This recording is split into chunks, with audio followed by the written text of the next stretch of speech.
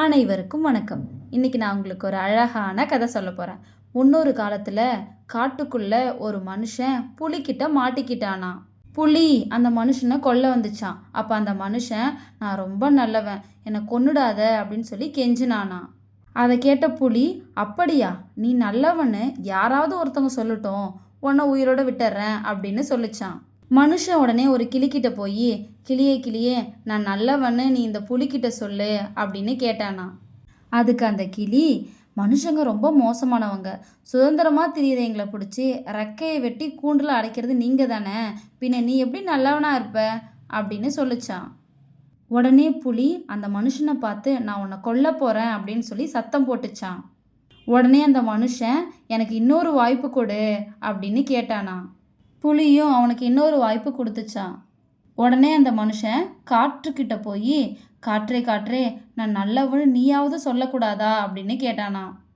அதுக்கு காற்று, மனுஷங்க உயிர் வாழறதுக்கு நான் தான் காரணம், என்னையே நாசமாக்கிட்டீங்க, அதோட ஒரு மரம் இல்லாமல் வெட்டிக்கிட்டே வரீங்க, பிறகு நீ எப்படி நல்லவனா இருக்க முடியும் அப்படின்னு சொல்லிச்சா. உடனே மனுஷன் நிலத்துக்கிட்ட போய், பூமி தாயே, நான் நல்லவனு நீயாவது சொல்ல அப்படின்னு சொல்லி கெஞ்சி கேட்டானா. அதுக்கு நிலம், நான் எவ்வளவு தான் விளைச்சல் கொடுத்தாலும் என்னோட அருமை மனுஷங்களுக்கு புரியறதே இல்லை, நிலத்தை நாசமாக்கிட்டே வர்றாங்க, நீயும் அந்த கூட்டத்தில் ஒரு ஆள் தானே, பின்ன நீ எப்படி நல்லவனா இருப்ப அப்படின்னு கேட்டுச்சான். உடனே புலி ரொம்ப கோபமாகி, உன்னை கொல்ல போகிறேன் அப்படின்னு சொல்லி உருமிச்சான். கடைசியாக அந்த மனுஷன் ஒரு ஆறுக்கிட்ட போய், நான் நல்லவன்னு நீயாவது சொல்லக்கூடாதான்னு சொல்லி கெஞ்சி கேட்டானா. அதுக்கு ஆறு, காலங்காலமாக மனுஷங்க குடிக்கிறதுக்கும் குளிக்கிறதுக்கும் விவசாயம் செய்கிறதுக்கும் உதவி செஞ்சிட்ருக்கேன், ஆனால் நீங்கள் என்ன எவ்வளோ மாசுபடுத்த முடியுமோ படுத்திட்டீங்க, தண்ணீரோட மதிப்பை உணரவே இல்லை, நீ மட்டும் எப்படி நல்லவனாக இருப்ப அப்படின்னு சொல்லிச்சான். இது வரைக்கும் பொறுமையாக கேட்டுட்டு இருந்த புலி பொறுமையை இழந்து அந்த மனுஷனை கொல்றதுக்காக அவன் மேலே பாஞ்சிச்சான். இதெல்லாம் பார்த்துக்கிட்டு மரக்கரையில் உட்காந்துருந்த காகம் புலியை பார்த்து சொல்லிச்சான், பாவம் நல்ல மனுஷன். உடனே புலி, இவன் நல்லவனா, உனக்கு தெரியுமா அப்படின்னு காகத்துக்கிட்ட கேட்டுச்சான்.